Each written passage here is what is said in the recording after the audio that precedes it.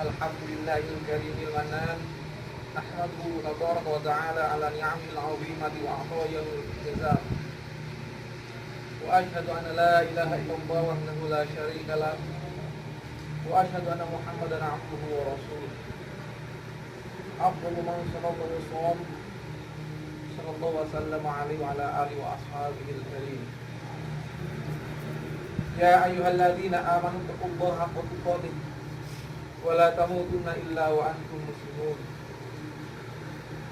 يا أيها الناس اتقوا ربكم الذي خلقكم من نفس واحدة وخلق منها زوجها وبث منهما رجالا كثيرا ونساء واتقوا الله الذي تساءلون به والأرحام إن الله كان عليكم رقيبا يا أيها الذين آمنوا اتقوا الله حق تقاته ولا تموتن إلا وأنتم مسلمون.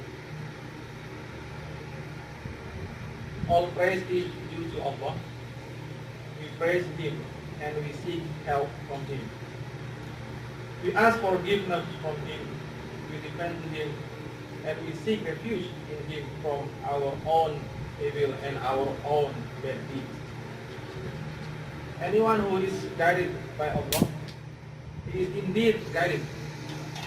And anyone who has been left astray will find no one to guide him.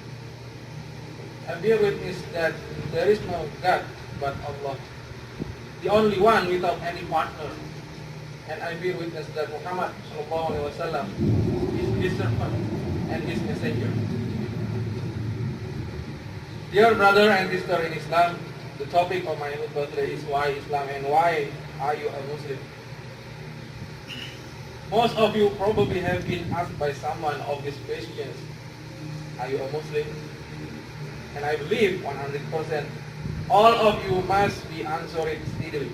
Yes, I am. But have you ever been asked by someone else about the following questions? Why are you a Muslim? Or probably you may ever ask this question to yourself. Why am I a Muslim? In more general question, why Islam? Of course, it will make you stop answering that question immediately and start to think about it. For most of us, the answer might be, oh, it's easy. It's because I was born and raised in the Muslim family. But is this the correct or best answer? I don't think so. Is this the answer that we really want? So what happened if we weren't born in a Muslim family? Are we still being a Muslim or not? Indeed, all of these questions are the questions that probably we asked ourselves almost a few decades ago. I'm standing in front of you not to lecturing you about Islam and why you should choose Islam. But at least I want to remind myself and also all of you to really understand what Islam is about. The word Islam means voluntary submission, surrender or obedience to the will of God. It's derived from the root word salam, meaning peace. Islam recognizes that humankind has free choice in whether to obey or disobey God. But ultimately, we will be held accountable to God in the next life for the choices and that we make in this life. God sent prophet to teach mankind how to worship Him, starting with Adam alayhi salam, including also Noah alayhi salam, Musa alayhi salam, Isa alayhi salam, and the last of the messenger, our Prophet Muhammad sallallahu alaihi wasallam. The Islamic position is that all of these prophets came with the same message, that there is no deity worthy of worship except the one true God, Allah. Islam recognizes the close relationship between the body and soul, whereas the body originates from the earth and has a divine period of life on this earth. The soul originates from God and does not die. Islam encourages the individual to focus on keeping the soul healthy. So underline that the soul is healthy. through the remembrance, obedience, and worship of God. Islam teaches that is through the doing of good deeds and seeking the pleasure of God that soul find true happiness and peace. It is in this context that the word Islam derives from the root word salam, which means peace. Now, after knowing what is Islam, we can start to answer the question, why Islam? And the simple answer that came to me is, Islam gives me the purpose of life. People everywhere are asking the question, what is the purpose of life? Why are we here in this world? And where are we going to go after we die? You might be amazed to learn that Islam is providing clear and concise answer for these questions. Most of those who reflect or think about life in any detail will consider that ponder this question. There are as many different answers to these questions. Some would hold that the purpose of life was to acquire wealth, but think carefully. Suppose the purpose of life is to become wealthy. This means that there would be no purpose after becoming wealthy. Meanwhile, Islam can provide you the answer. In the Quran, Surah Al-Qasas, verse 56, Allah defines that the only purpose for which He created mankind is to worship Him. To a Muslim, the whole purpose of life is ibadah, or worship, to the one true Almighty God, on throne and under His condition. The term worship to a Muslim includes any and all acts of obedience to Almighty Allah. Islam teaches us that this life is only a test, or like examination, for the individual to show him true nature. It is only natural that he would accept death as not so much an ending everything, but more as a beginning for the final and lasting life in the hereafter.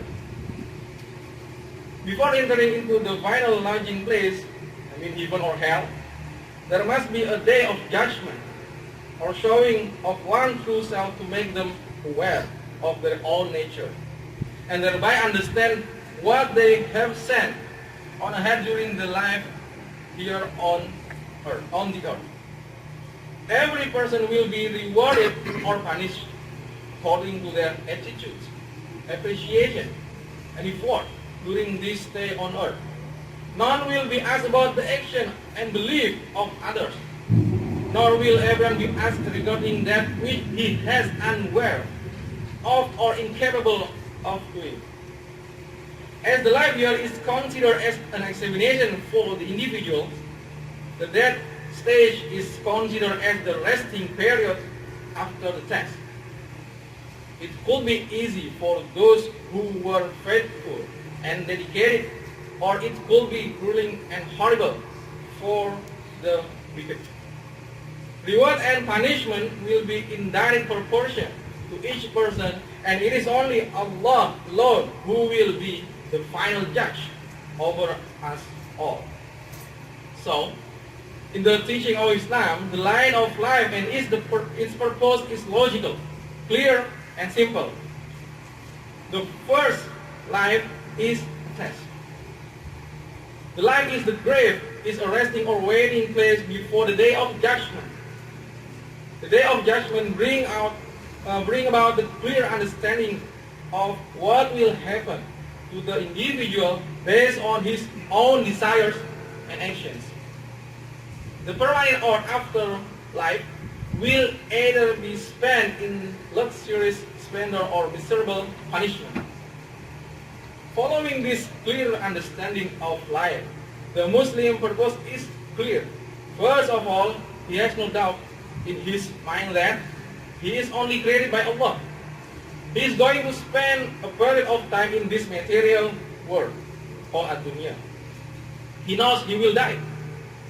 He knows he will spend time in the grave, either pleasant or difficult depending on his own choice of attitude and actions. He knows he will be resurrected for the day of judgment.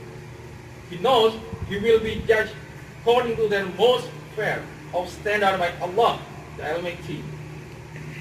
So for a disbeliever, the purpose of this life is to collect and amass great wealth, money, power, and position. Overindulging in eating, drinking, drugs, sex, and gambling are the high priority to them. But all of this will not avail them anything good in the grave, on the day of judgment, or in the next life. So eventually he will be faced with the question, no, what's going on? What will do? What will happen to me? Eventually he will come to know, for sure maybe. He will come to know, but then what will the knowledge avail him? Look how Islam solved the mystery of the puzzle of life. It provides the answer to the question and concern of the human beings on all levels and in every aspect. It is really quite simple. The purpose of life as understood by the believing Muslim can be simplified and stated into two words. Obey God. Now, our only purpose and salvation lies in these two words. Dear brother and sister in Islam, we human beings can be not noble representative as ambassador of Allah, or the followers of that fellow downstairs, Shaitan. However, the final decision or choice is yours. Barakallahu li wa lakum fil Qur'anil azim wa nafa'ani wa iyyakum bima fihi min al-ayati wa dhikril hakim. Aqulu qawli hadha wa astaghfirullaha li wa lakum wa li sa'iril muslimin min kulli dhanbin fastaghfiruhu innahu huwal ghafurur rahim. Alhamdulillahil azimil ihsan wa asyhadu anna la ilaha illallah wahdahu la syarika lah wa asyhadu anna Muhammadan abduhu wa rasuluh sallallahu wasallam alaihi wa ala alihi wa sahbihi ajma'in. Glory to Allah, praise to Allah. There is no power and no strength except from Allah. Dear brother and sister in Islam, in Al-Quran Surah Al-Qasas verse 56, Allah says, we have to bear in our mind that Allah doesn't need you. Allah doesn't need me. And Allah doesn't need any of us. But we do need Allah. If we decide not to choose Islam, it is not in Allah's loss. It is our loss instead. Of course, there are thousands, hundreds, thousand, even million answers to this question. Why Islam? And I have found mine. Now it's time for you to answer it by yourself. There is a beautiful story about hidayah or guidance. It is about the end of life of Abu Talib, the paternal uncle of Rasulullah sallallahu alaihi wasallam. That the close person to him, for he used to protect and help him, Rasulullah, and take his side, and he loved him very much, since the messenger of Allah in 8 years old. That's naturally due to a blood relative maybe, but not in the accordance with the law, like as brother in faith, something like that. So when death approached him, Abu Talib, and his time was near, Prophet Muhammad sallallahu alaihi wasallam told him to believe in Allah without partner and to enter into the fold of Islam. But what had been ordained for him overtook him, and he was plucked from his hand, remaining until then one of the disbeliever, and the most complete wisdom belongs to Allah subhanahu wa ta'ala. It is reported by Sa'id ibn al-Musayyib that he heard from his father that he said, when death approached Abu Talib, Rasulullah sallallahu alaihi wasallam, Abu Jahal, Abdullah ibn Abi Umayyah ibn al-Mughirah were with him. And so Rasulullah sallallahu alaihi wasallam said, "Oh uncle, say la ilaha illallah, the testimony by which I will intercede Allah on your behalf." But Abu Jahal and Abu ibn Abi Umayyah said, "Oh Abu Talib, will you reject the religion of Abdul Muttalib?" And Rasulullah SAW continued to urge him upon it, to declare that none has the right to be worshipped by Allah subhanahu wa ta'ala. While they repeated their question until his final words, which were that he remained upon the religion of Abdul Muttalib, and he refused to say La ilaha illallah Muhammadur Rasulullah. And so the Prophet ﷺ was really sad and crying while said, by Allah, I will continue to ask for forgiveness for you until I am forbidden to do so. So Allah revealed, it is not for the Prophet nor those who have believed to seek forgiveness for the polities, even if they were relative. After the end, it become clear to them that they are companions of hellfire. In Quran Surah Al-Khutbah, verse 9. And Allah subhanahu wa ta'ala revealed concerning Abu Talib, verily, O Muhammad, you guide not whom you like, but Allah guides whom He will. And He knows best those who are guided. Dear brother and sister in Islam, be grateful that you are here right now. Be grateful that you are Muslim. Be grateful that you have been chosen by Allah to get His guidance. Since it is the highest level of grace that human being could achieve, which Allah subhanahu wa ta'ala always guiding us as the true Muslim, and we are able to follow all sunnah by Rasulullah sallallahu alaihi wasallam as our uswatun hasanah during our long journey or our life in this dunya. Amin ya rabbal alamin. Allahumma ighfir lil muslimina wal muslimat wal mu'minina wal mu'minat al ahya'i minhum wal amwat innaka sami'un qaribun mujibud da'wat.